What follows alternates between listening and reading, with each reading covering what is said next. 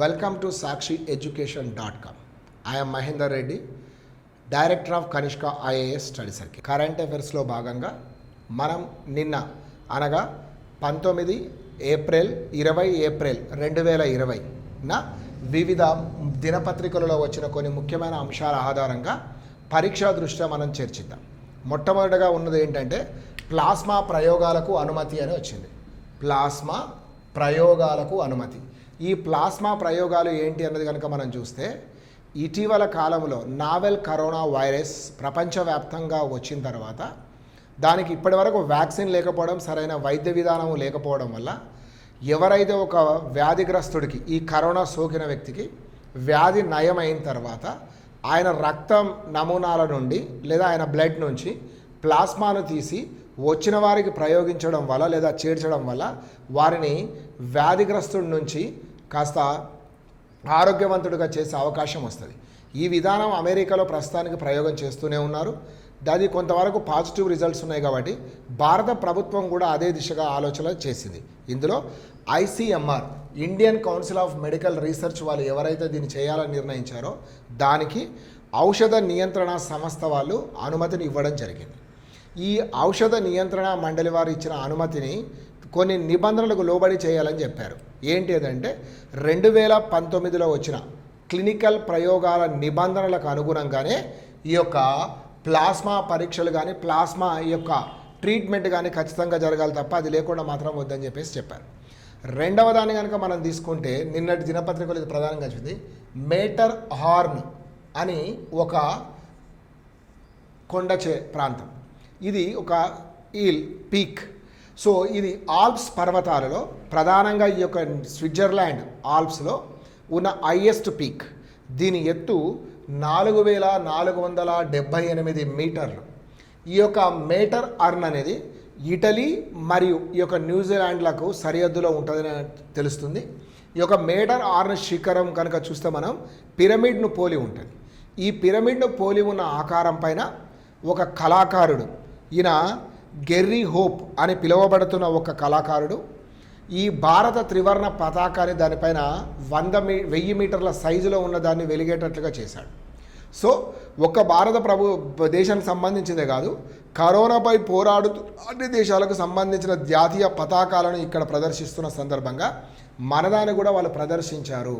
అయితే వాళ్ళు చెప్తూ ఇంత పెద్ద డైవర్సిటీ ఉన్న పెద్ద దేశంలో పైగా అత్యధిక జనాభా కలిగిన రెండవ దేశంలో ఇవన్నీ జరుగుతూ ఉన్నాయి కాబట్టి సో దాని గౌరవార్థం మేము ఇచ్చాము అని చెప్పేసి చెప్పడం జరిగింది.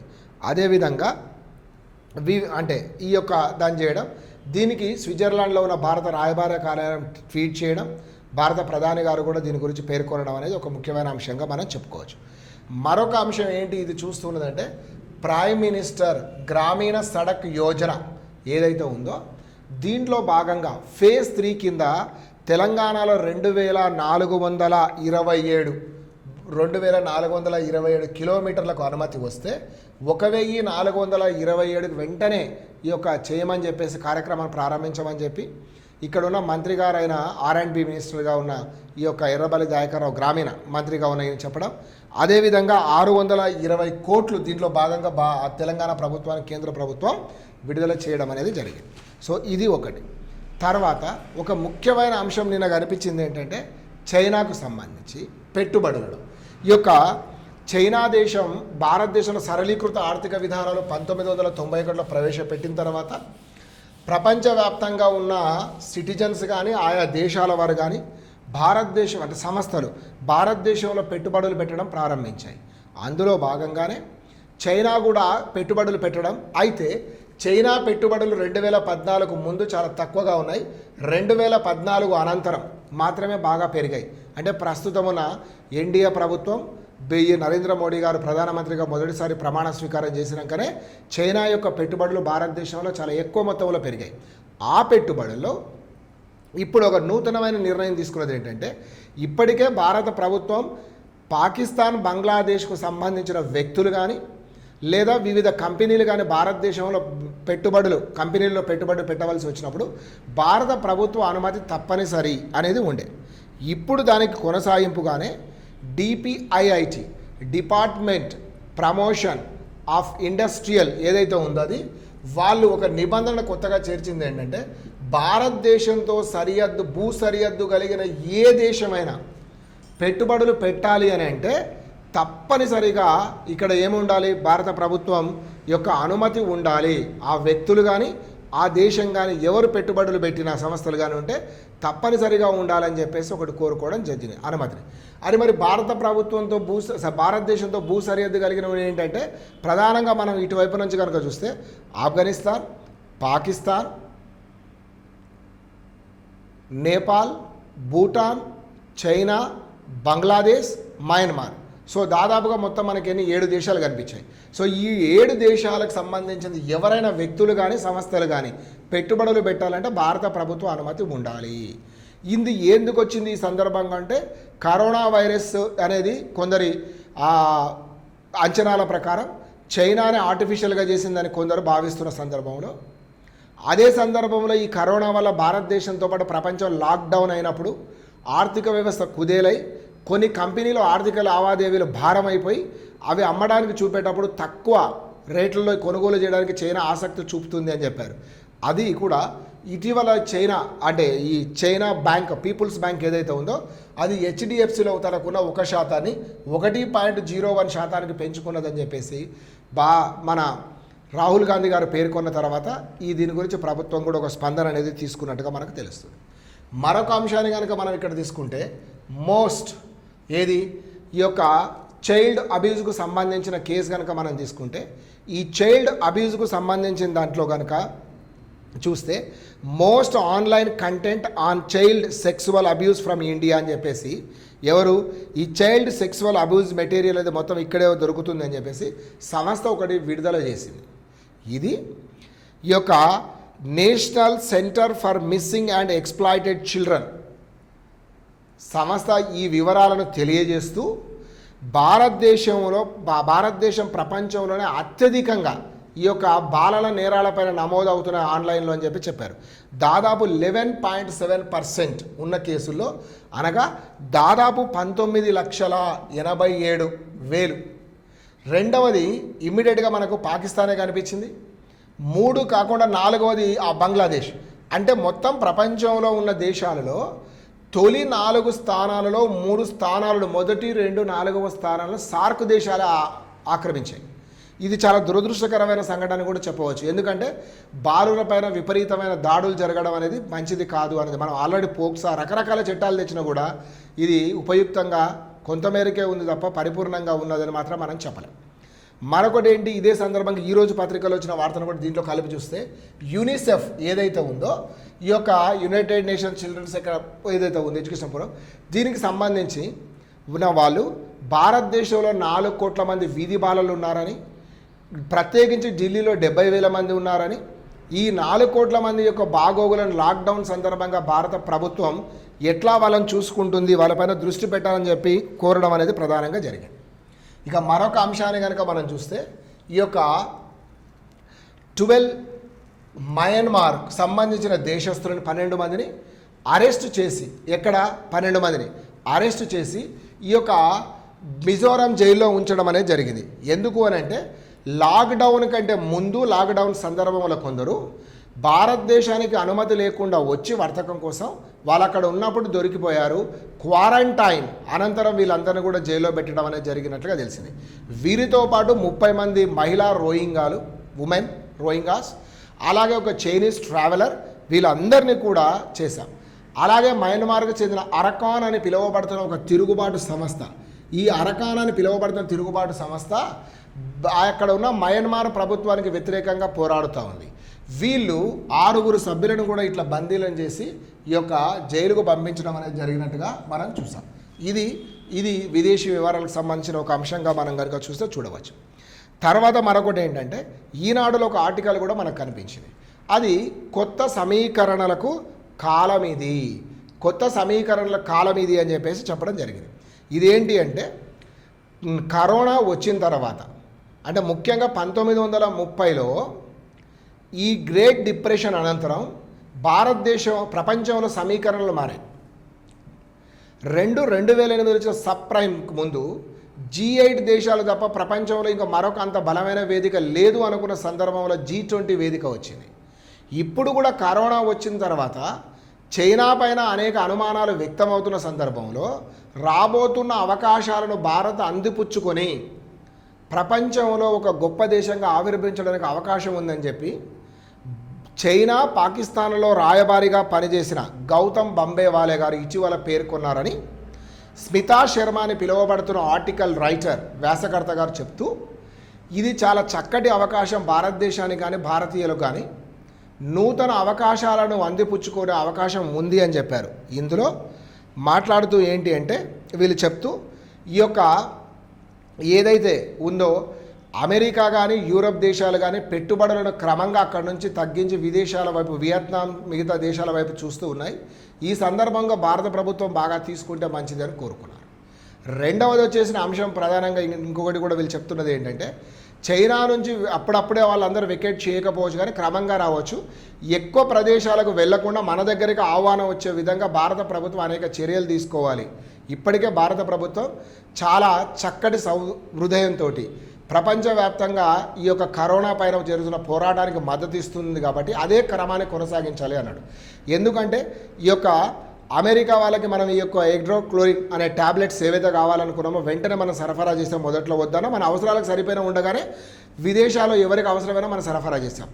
అదేవిధంగా మనకు సునామీ వచ్చినప్పుడు కూడా వేరే దేశాలు మనకు సహాయం అందించడానికి వస్తే మాది మేము చేసుకోగల స్థితిలో ఉన్నాం, ఇంకా అవి చేసుకోలేని స్థితిలో ఉన్న దేశాలకు సహాయాన్ని అందించమని భారత ప్రభుత్వం ఆనాడు కోరడం జరిగింది. ఇవి ముఖ్యమైన అంశాలుగా మనం తీసుకొని చెప్పొచ్చు. ఇక మరొకటి ఏంటంటే ఈ యొక్క వ్యాసం ఒకటి అంటే ఎడిటోరియల్ ఈనాడులో వచ్చిందని చూస్తే ఈ మధ్యకాలంలో హంగర్ ఇండెక్స్ ఏదైతే విడుదలైందో ఇది 117 దేశాలకు సంబంధించిన హంగర్ ఇండెక్స్ విడుదలవుతే ఈ 117 దేశాలలో భారతదేశం యొక్క స్థానం 102 ఉందండి.